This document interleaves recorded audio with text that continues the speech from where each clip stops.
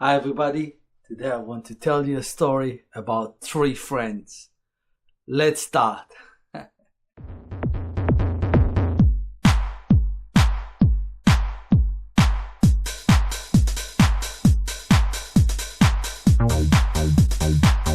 Okay, so three friends story.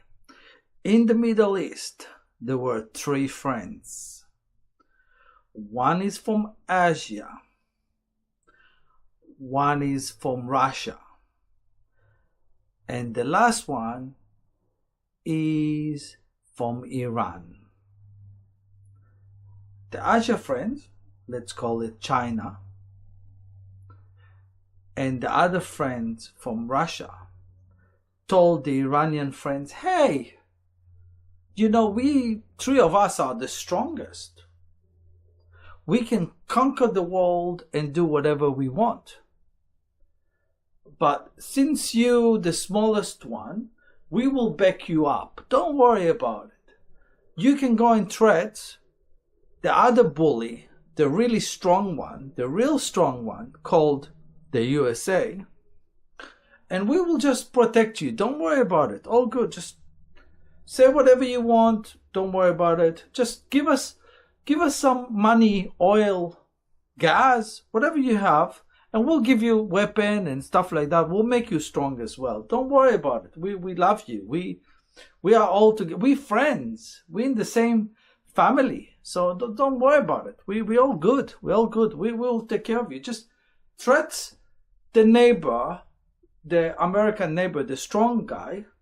But we will support you.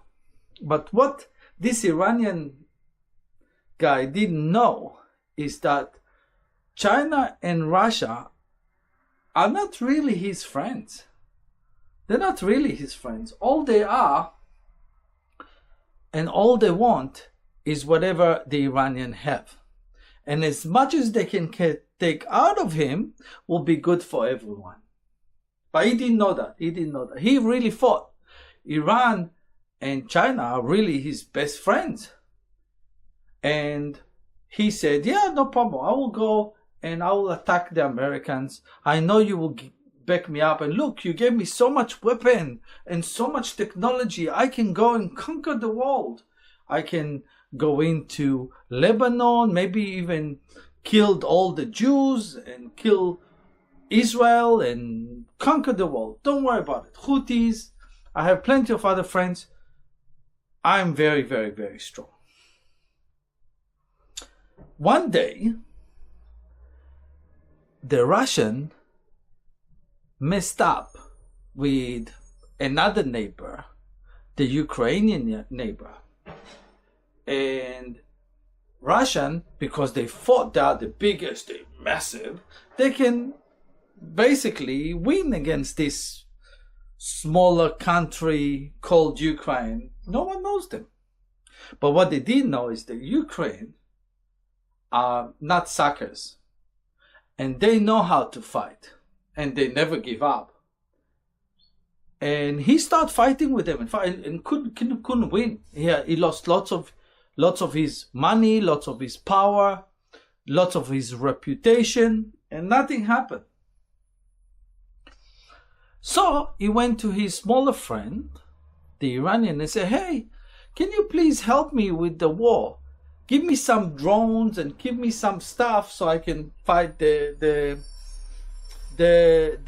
Ukraine. And in return, I will give you money because you love money. I will give you money and I will give you power and I'll maybe even give you more of my new weapons. And that's what happened. On the other hand, the Chinese friend of the Iranian guy told him, we have lots of sophisticated technology. We will send you up all the stuff you need to protect yourself and fight against this creature, the USA, which is the big evil. Don't worry about it. We will protect you. We will give you anything in return. All we're asking is just to give us a little bit of oil in low price. So we will not need to pay so much. Please, just, we're giving you so much. Just give us the oil and gas. Oh, no problem. We can do that. Okay. So that's a story. Meanwhile, Russians got deep into the Ukraine war. They deep into it 4 years. They fought something like a month or so. They conquered the whole thing. 4 years, they're still in the war. They're asking help from Iran, which now Iran could not provide them anything. So they, even in bigger war, Russia is in a very bigger war that they are in, because now they're not getting all the weapons and all the drones and all the rest of the stuff from Iran, and they stuck. And from the other side, Iran went for a war against the US. Russia couldn't help.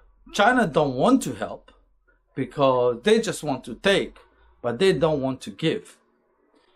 And they have their own problem over there. So what's left with all of that? Iran by herself fighting against the big USA and his assistant Israel. That's a bit of a problem there for the Iranian. So they went back to Russia and say to Russia, listen, can you please help us a little bit? So the Russians said, yeah, definitely, we will help. So Russia went into the news and said, hey, we're supporting Iran. We don't want this war. We're supporting Iran. How exactly that's help? No, but there it is. They come up and they say that they're on the side of Iran. They don't do anything. They could not do anything, but they're saying it. So that's what's happened over there. They're not getting any help. They realize China could not help them anyway. They not want to help them. All they want is the oil and fuel and gas, which they're not going to get from them anyway. And they already find a different resource. And it's all been planned with the US already to give them the same price, probably from a different resource. Everyone is okay with it. So, what's happened? Iran came up now and said, oh, we swore that we will never give up on the nuclear arsenal and on the rockets. Why they say that? They're saying it because there is so many people over there that are against them, and people that saying, oh, let's give it to them and just get rid of it. But they don't want to. They are fanatics. So they stuck, and they want to put themselves more stuck by saying, we swear not to do that and not to give up our nuclear and missile. The commanders of the US went for a briefing with Donald Trump. Last time that happened,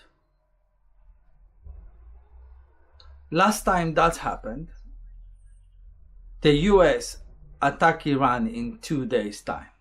2 days after last time it happened, they attacked. So Iran knows this briefing is very important. I think it's part of the show as well, because they don't really need that. They can do over the phone. They can do lots of other stuff, other ways. But let's say they know that that's about time something's going to happen. As I already told you in my shorts, by the end of this week, probably this weekend, something's going to happen again. Something's going to happen. But we'll see what. So, let's wrap it up at the moment, just to let you understand what's going on. No matter how you look at it, as long as the US will keep the barricade and not let any Iranian ship or any other ship cross and get out, Iranian will lose money. Iranian losing a lot of money all the time. They could not support their followers. They could not support their regime. And because of that, the regime will collapse. The question is when and how long it will take. The Iranian regime don't care about their people whatsoever. So electricity, water. They just don't care. As long as they have it, they don't care about the people whatsoever. They killed so many, it's not making any difference for them whatsoever. So Iran at the moment could not do anything other than threats. They released threats here. But what the US can do, what the US want to do is they want to shorten that time before they collapse, because they don't have that time because of the government and all kind of stuff. They want, the other opposition want them to shorten the war, to stop the war, ceasefire, blah blah blah blah blah. Donald Trump want to continue with it. The opposition want not to continue with it. So there is a big struggle. But Donald Trump want to shorten that time. So they come up with a plan with the Israelis.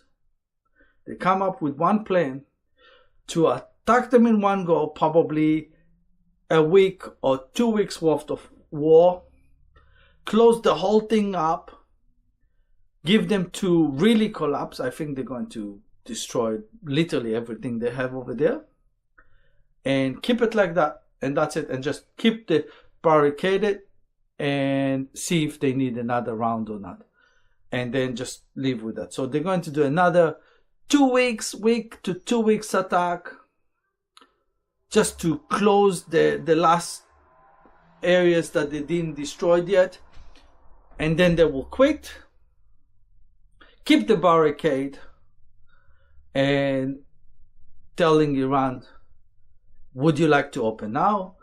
And if Iran will say no, there will be another attack or something in those times.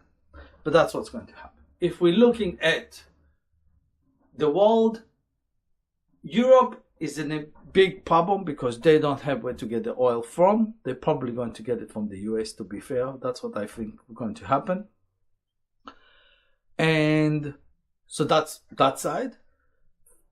Asia, Australia, New Zealand, those countries will find the resource from the US or from any other sources.